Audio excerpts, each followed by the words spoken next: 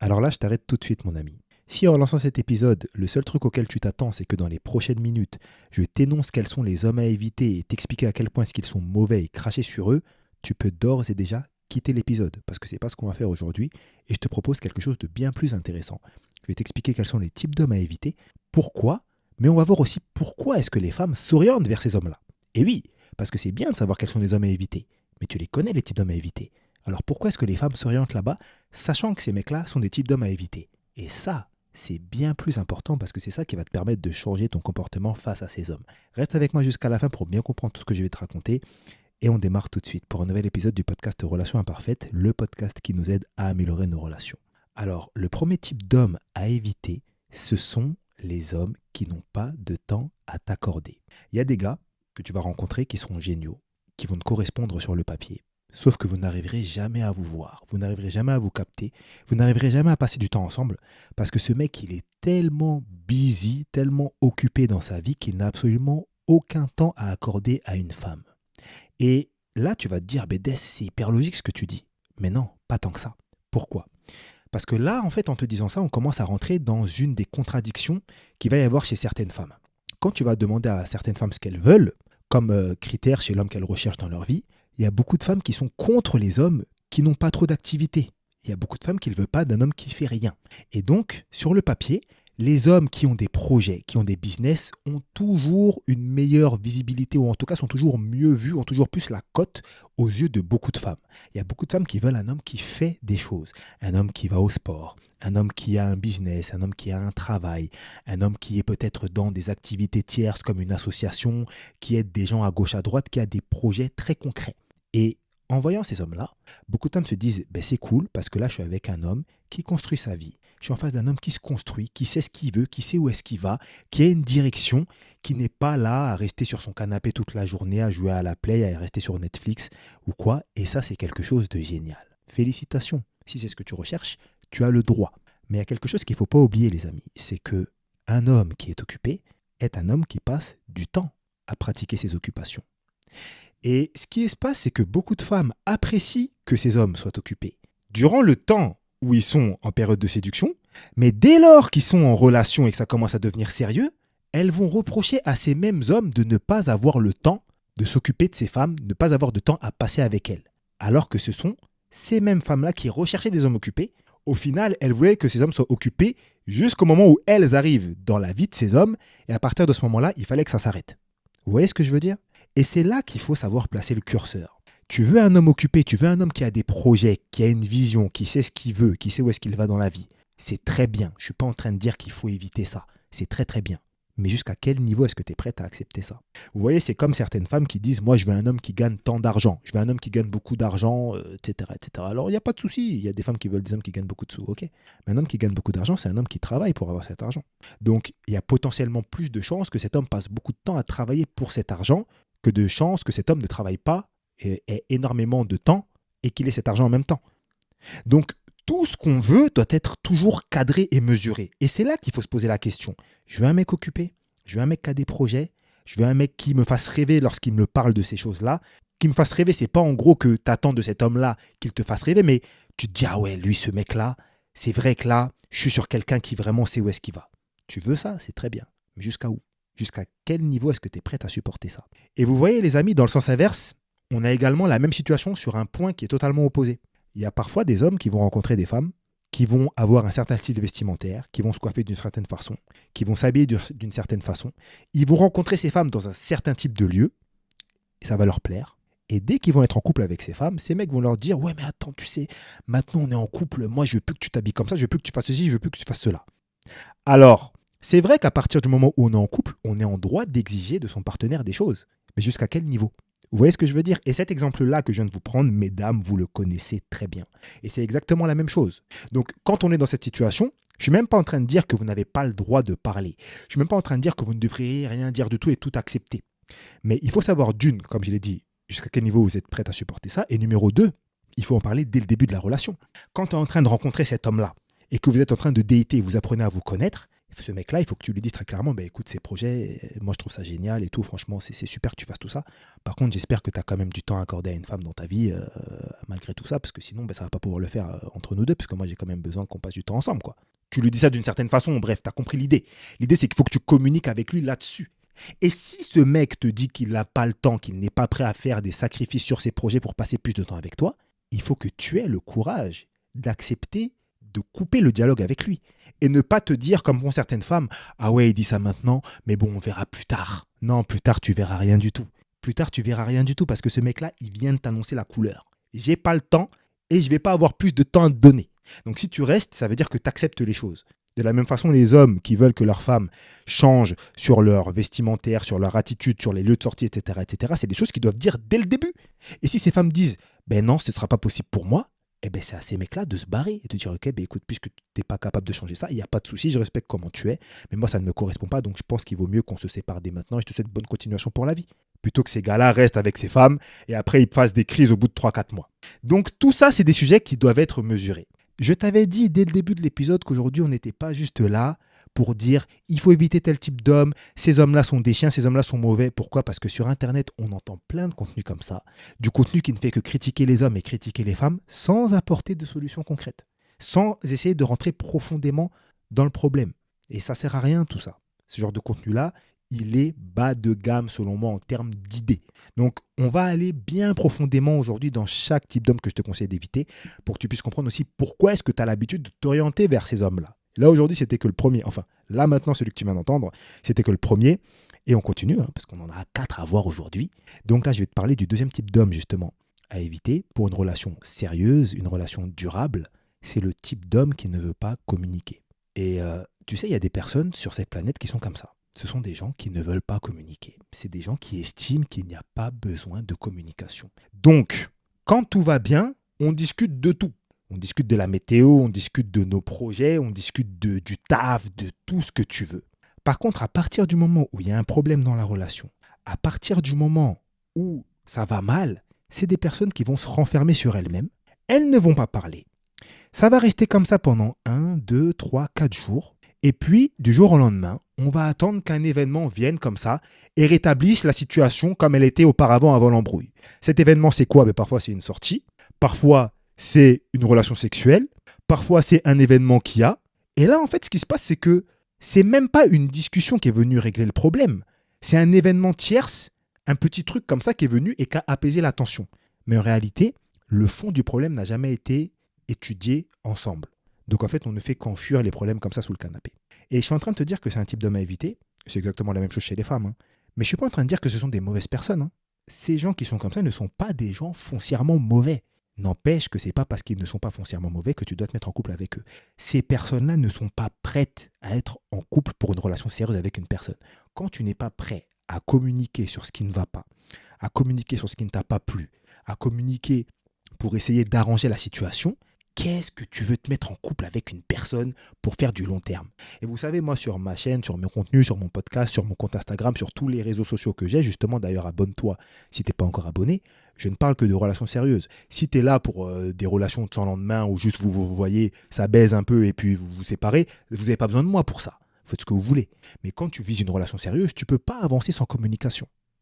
Et la vérité, moi, je vous l'ai dit, les amis, je le vois autant en coaching que dans la vie de tous les jours avec des personnes que je connais de près, de loin, de moyen, etc., c'est qu'il y a comme ça des couples qui sont en train de mourir silencieusement. Le couple est là, en train de mourir tranquillement. Pourquoi ? Parce qu'il y a des problèmes dans le couple. Personne ne parle. Et donc tout le monde se tire la gueule, mais ça n'avance pas en fait. Dans ces situations-là, très souvent, puisque personne ne parle, personne ne fait même le premier pas pour arrêter la relation. Il n'y a personne qui va dire, bon écoute, ça sert à rien, c'est terminé. Donc il y a 2 personnes qui sont là. Voilà. On ne sait même pas pourquoi on est là, on ne s'adresse même pas la parole, on se parle pour se dire le strict nécessaire. Et quand ce couple-là habite déjà ensemble, qu'ils soient mariés ou non, eh ben en fait, on ne se retrouve même plus avec un couple. On a juste 2 colocs.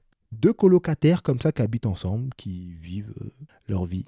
Dès qu'ils se parlent, c'est ouais, ben écoute, passe-moi ça, faut faire ci, faut faire ça, va chercher les courses. Demain, je vais rentrer plus tard parce que je serai chez ma mère. Après-demain, je serai pas là. Et ça s'arrête là. Et ça, les amis, vous savez, c'est extrêmement triste. Parce que quand on connaît la puissance d'une bonne communication, qu'on sait la maîtriser, eh ben en fait, on se rend bien compte que parfois, il suffit d'un dialogue de 45 minutes pour tout rétablir, tu vois. Et c'est après ce dialogue de 45 minutes que là, il faut aller dans la chambre, qu'il faut se mettre sur le lit et que vous devez faire votre combat de catch.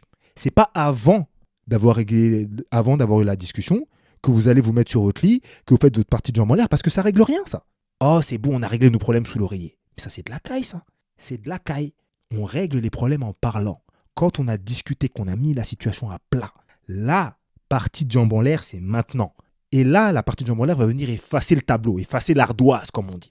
Si on se contente seulement de venir comme ça, quelques petites relations sexuelles, ça ne fait pas avancer les choses.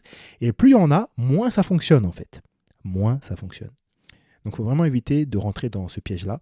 Et la meilleure façon d'éviter d'entrer dans ce piège-là, c'est tout simplement en évitant de fréquenter des hommes qui ne sont pas prêts à communiquer. D'ailleurs, communiquer, ce n'est pas quelque chose de forcément simple, c'est quelque chose qui s'apprend. Il y a des piliers à maîtriser justement dans la communication.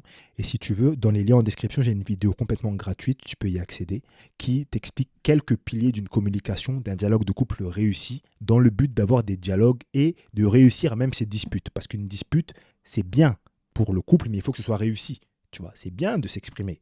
C'est bien de partager ses peurs, ses craintes, ce qui ne va pas, mais il faut que ça serve à quelque chose et qu'il faut que ce soit bien fait pour que ce soit pris en compte par l'autre personne, pour que tu aies pu t'exprimer convenablement et qu'au final, ça serve à quelque chose de productif. Donc, clique sur le premier lien en description, tu vas tomber sur une vidéo qui va grandement t'aider là-dessus. Ok ? Troisième type d'homme à éviter, ce sont les hommes qui viennent de sortir de relations. Alors, je ne sais pas pourquoi. Je pense que ces femmes-là, elles-mêmes ne savent pas vraiment. Mais il va y avoir des femmes qui vont naturellement s'orienter vers des hommes qui sont complètement brisés. Des gars qui viennent de sortir d'une relation longue, des gars qui sortent d'une relation de 5, 6, 7 ans. Et elles se disent, bon, ben, je vais me mettre en couple avec lui. Non, laisse tomber. Ça ne sert à rien. Pour beaucoup, ça peut très bien fonctionner quand il y a eu un long laps de temps après la rupture amoureuse avec cet ex. Donc un mec qui était en couple dans une longue relation, il a pris du temps pour lui, il a pris du temps pour se réparer, pour se reconstruire, pour faire la part des choses entre les femmes, refaire le point sur ce qu'il veut dans sa vie relationnelle, dans sa vie amoureuse. Et là, tu le rencontres à ce moment-là, il n'y a pas de souci. Mais le problème, c'est qu'il va y avoir certaines femmes qui vont se lancer dans des relations avec des hommes.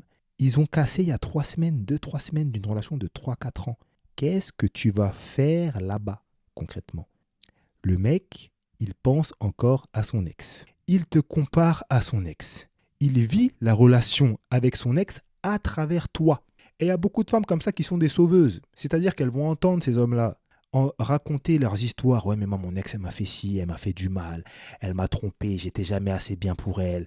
À chaque fois que je faisais quelque chose, c'était jamais bon. Il fallait que je fasse X, Y ou Z en plus, etc., etc. Ces femmes-là, c'est là qu'elles vont y aller. Elles vont se dire, ah ouais, mince, franchement, je vais vraiment pouvoir l'aider, etc., etc. Et je ne sais pas si vous avez entendu cette histoire-là, ça fait un petit moment. Attendez, je tourne mon micro parce qu'il n'est pas vraiment en face de moi. Voilà.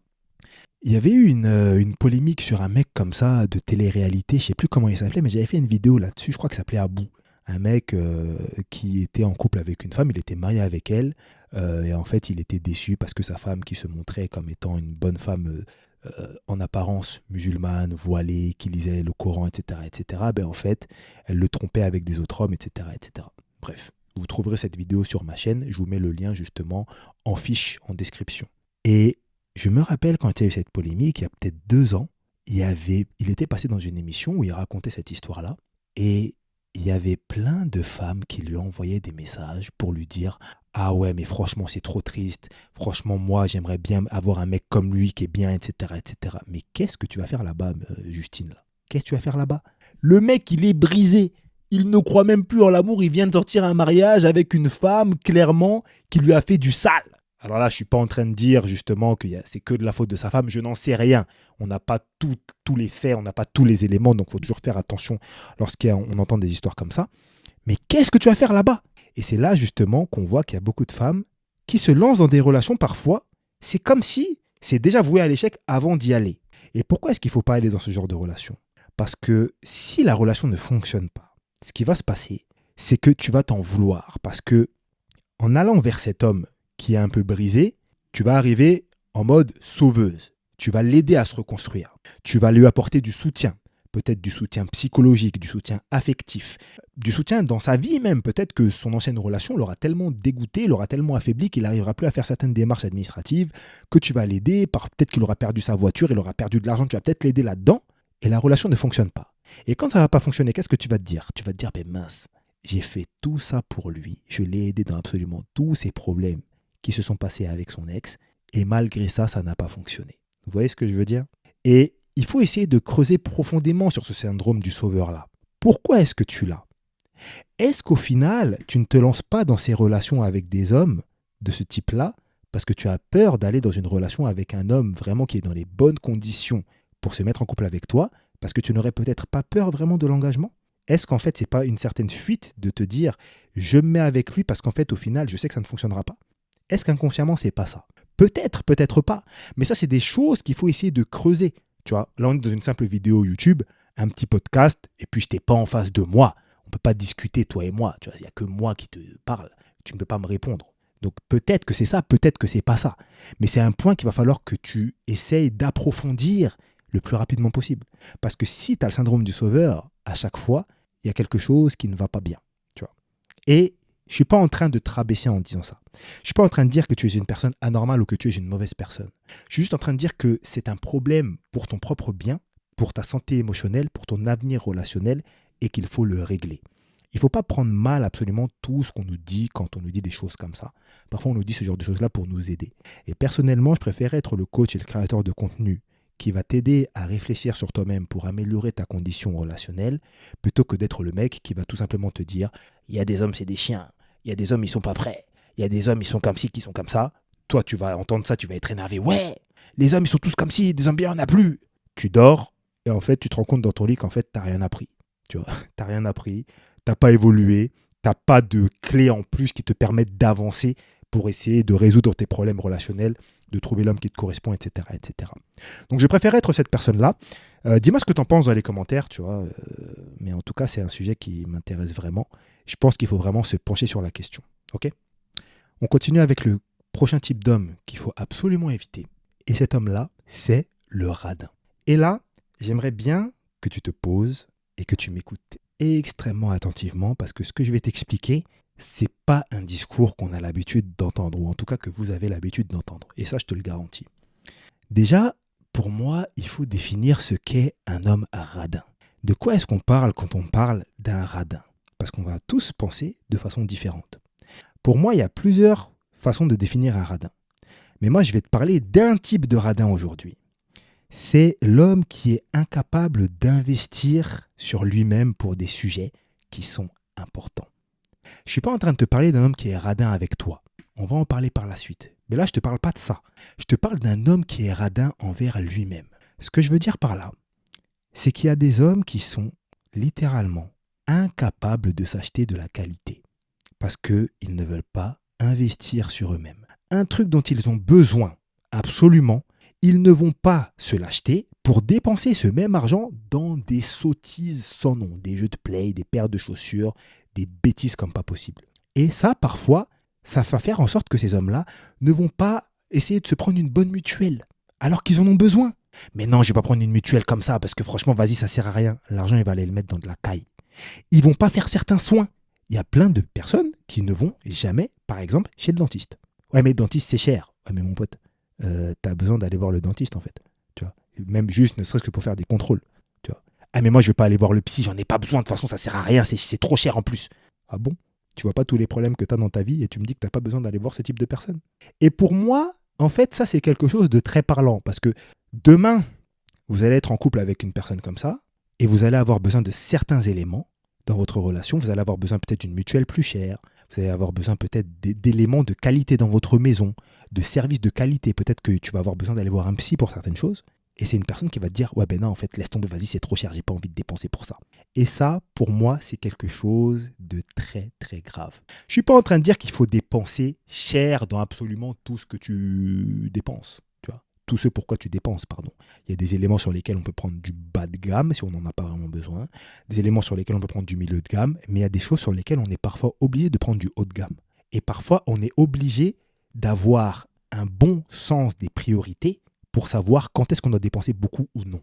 Et une personne qui est radine avec elle-même, selon la définition que je viens de te donner, c'est une personne qui n'a pas un bon sens des priorités. Et ça, c'est quelque chose de super important.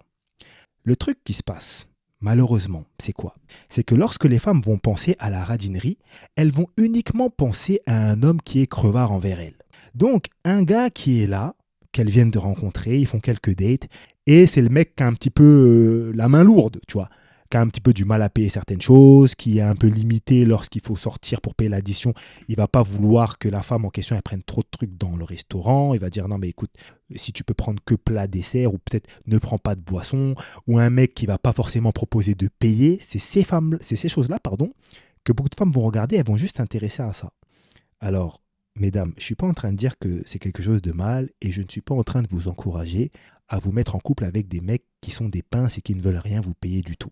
Mais par contre, ce que je vous encourage à faire, c'est de faire une chose que beaucoup de femmes ne font pas, c'est d'essayer de comprendre pourquoi. On est sortis ensemble, ce mec-là ne voulait pas payer, ce mec-là a eu des difficultés à payer, ou ce mec-là ne voulait pas qu'on fasse telle sortie parce qu'elle était trop chère. Pourquoi est-ce qu'il ne voulait pas faire ça? Il n'y a quasiment aucune femme qui se pose cette question. Et en fait, parfois, tu peux te rendre compte, moi, c'est des cas que j'ai déjà eu beaucoup de fois avec des hommes que je connais, que j'ai eu en coaching ou quoi. C'est des gars qui ne voulaient pas trop dépenser à ce moment-là parce qu'ils avaient une grosse dépense qui venait à la fin du mois, parce qu'ils avaient une grosse facture qui allait être passée, qu'ils n'avaient pas pu payer le mois dernier parce qu'ils avaient eu un problème. Ils avaient une réparation à faire sur leur voiture. Donc, à l'instant T, ils ne pouvaient pas sortir l'argent pour faire une distraction. Alors oui, je te comprends sur le coup. Toi, ben, t'arrives, tu vois que cet homme-là, en fait, il veut juste pas mettre la main au portefeuille. Mais t'as peut-être pas été assez loin dans le raisonnement. Et c'est là que tu te rends compte que tout est une question de perception. Parce que si tu t'arrêtes à un date, tu vas te dire quoi? Tu vas te dire, bah ouais, ce mec-là, c'est un crevard. Mais si tu visualises plus loin, ben, tu te rends compte que ce mec-là, en fait, il a un bête de sens des priorités.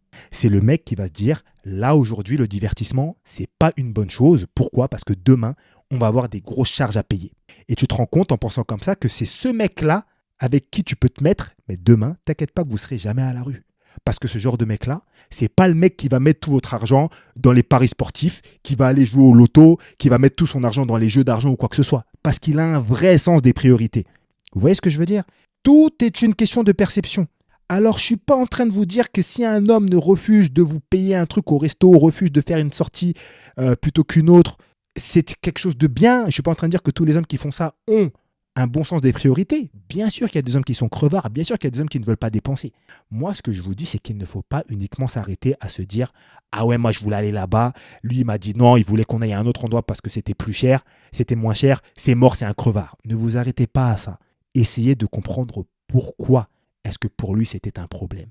Parce que parfois vous allez entendre les raisons et vous vous rendrez peut-être compte que les mêmes raisons qu'il va vous énoncer, c'est des choses que vous avez déjà traversées dans votre vie.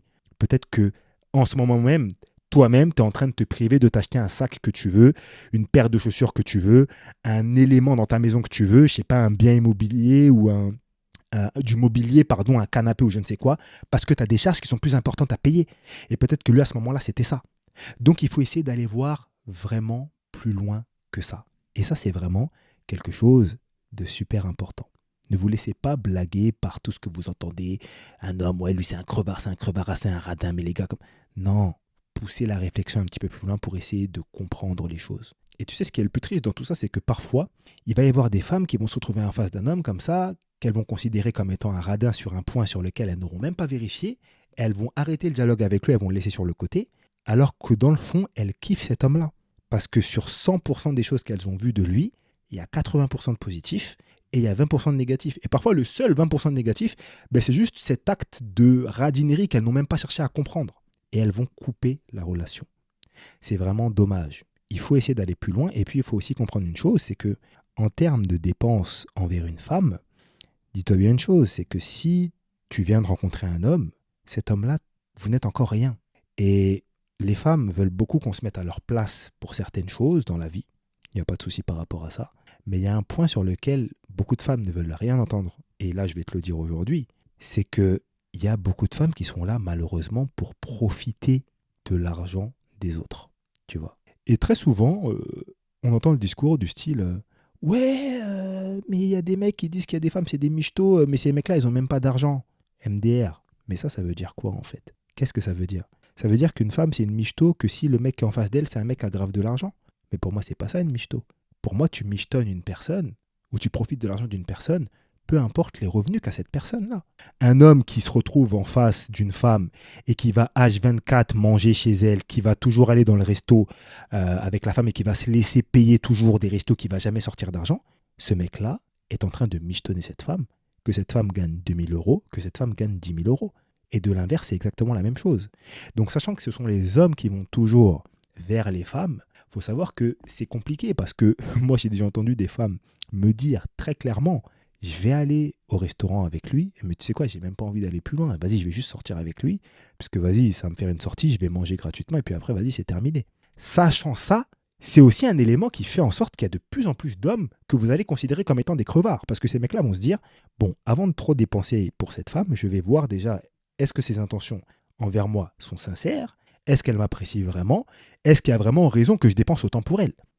Parce que tu t'imagines que tu sors pour un resto, je sais pas, 3 fois dans le mois, pour des femmes avec qui ça n'a rien donné, ça peut un peu piquer, tu vois. Mais bon, on n'est pas sur ce sujet-là. On reparlera de la radinerie dans un autre podcast. Comme je te l'ai dit, il y a vraiment des hommes qui sont radins. Il y a des hommes qui ne le sont pas, qui ont juste des autres priorités à ce moment-là. Et il faut savoir comment discerner l'un de l'autre. Et c'est là qu'il faut avoir un petit peu de sens, un peu d'intuition et surtout poser les bonnes questions pour comprendre pourquoi est-ce que ces hommes agissent ainsi lorsque c'est dérangeant. Alors j'ai un conseil bonus à te donner, mais juste avant ça, si tu fais partie justement de ces femmes-là qui n'arrêtent pas de tomber sur ces types d'hommes-là, sur les 4 types d'hommes que je te conseille d'éviter, que tu ne sais pas comment faire justement pour tomber sur un homme qui pourrait vraiment te correspondre, avec qui tu pourrais vraiment créer une alchimie, avec qui tu arriverais vraiment à communiquer facilement, simplement, sans trop de prise de tête. Un homme qui vraiment ne sera pas radin envers lui-même, un homme qui n'a pas tout ce dont on vient de te parler actuellement, tu ne sais pas comment faire, tu peux cliquer sur le deuxième lien en description. Je te propose un appel d'analyse de ta situation gratuitement, ok? C'est pas un appel de coaching, mais c'est un appel où je vais t'écouter me parler de ta situation, t'écouter me parler du type d'homme que tu rencontres, de tes attentes, de tes craintes, de ce qui t'empêche selon toi d'y arriver. Et si je peux t'aider, je te proposerai l'accompagnement pour qu'on puisse travailler ensemble, qui sera le plus adapté afin qu'on puisse avancer ensemble vers cette situation dont tu rêves, en tout cas au niveau de ta vie relationnelle. Ça se passe dans le deuxième lien en description et c'est complètement gratuit. Tu sais, si tu as écouté cet épisode-là, tu fais peut-être partie de certaines femmes qui pensent qu'il n'y a plus d'hommes bien. Il y a beaucoup de femmes aujourd'hui qui sont dans cette situation-là, qui se disent que les hommes bien sont tous morts, qu'ils sont tous pris, que c'est trop tard, c'est fini, etc., etc.